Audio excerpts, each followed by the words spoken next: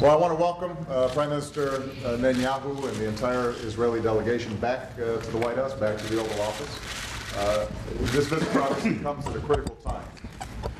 We are seeing incredible changes that are taking place in the Middle East and in North Africa. We have seen the terrible bloodshed that's going on in Syria, the democratic transition that's taking place in Egypt, and in the midst of this, we have an island of democracy and one of our greatest allies in Israel. As I've said repeatedly, the bond between our two countries is unbreakable. My personal commitment, a commitment that is consistent with the history of other occupants of this Oval Office, our commitment to the security of Israel is rock solid. And as I've said to the Prime Minister in every single one of our meetings, the United States will always have Israel's back when it comes to Israel's security.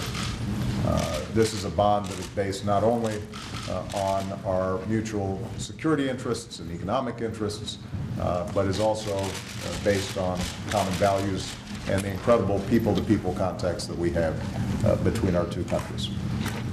During the course of this meeting, we'll talk about the regional issues that are taking place, and I look forward to the Prime Minister sharing with me his ideas about how we can increase the prospects of peace and security in the region.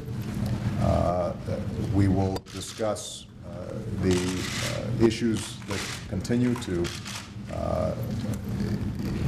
be a focus of not only our foreign policy, but also the Prime Minister's, how we can potentially bring about a calmer set of discussions between the Israelis and the Palestinians and arrive at a peaceful resolution to that long-standing conflict. It is a very difficult thing to do in light of the context right now, but I know that the Prime Minister remains committed to trying to achieve that. And obviously, a large topic of conversation will be Iran, which I devoted a lot of time to in my speech to APAC yesterday, and I know that the Prime Minister has been focused on for a long period of time.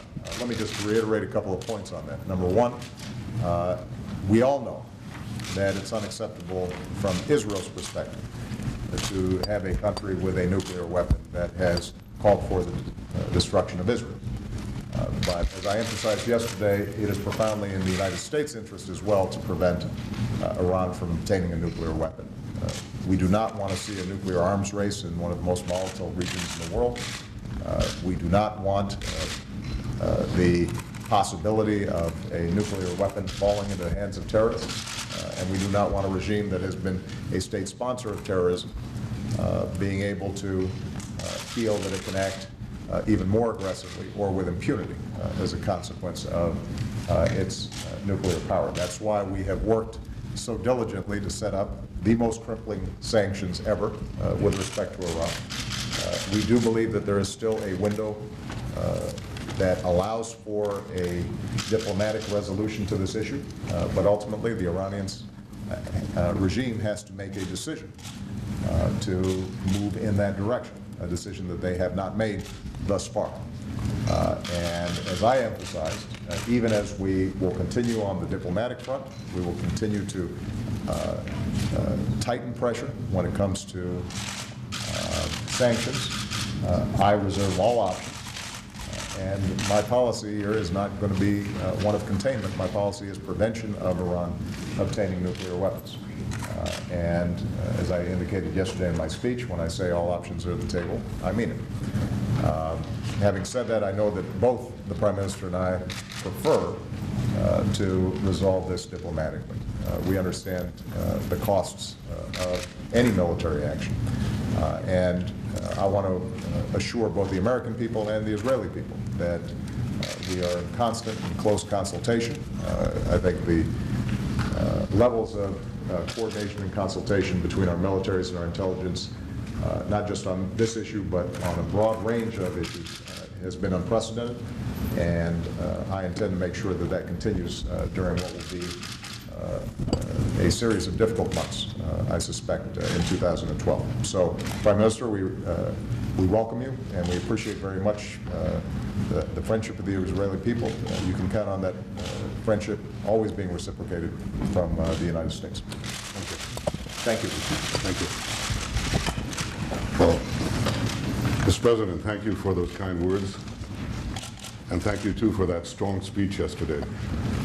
And I want to thank you also for the warm hospitality that you've shown me and my delegation. The alliance between our two countries is deeply appreciated by me and by everyone in Israel. And I think that, as you said, when Americans look around the Middle East today, they see one reliable, stable, faithful ally of the United States, and that's the democracy of Israel. Americans know that Israel and the United States share common values, that we defend common interests, that we face common enemies. Iran's leaders know that too. You know, for them, you're the great Satan, we're the little Satan. For them, we are you and you are us. And you know something, Mr. President? At least on this last point, I think they're right. We are you and you are us. We're together. So if there's one thing that stands out clearly in the Middle East today, it's that Israel and America stand together. I think that above and beyond that are two principles, long-standing principles of American policy that you reiterated yesterday in your speech, that Israel must have the ability always to defend itself by itself against any threat, and that when it comes to Israel's security, Israel has the right, the sovereign right to make its own decisions. I believe that's why you appreciate, Mr. President, that Israel must reserve the right to defend itself. And after all, that's the very purpose of the Jewish state, to restore to the Jewish people control over our destiny. And that's why my supreme responsibility as Prime Minister of Israel is to ensure that Israel remains the master of its fate. So I thank you very much, Mr. President, for your friendship, and I look forward to our discussions. Thank you, Mr. President. Thank you very much.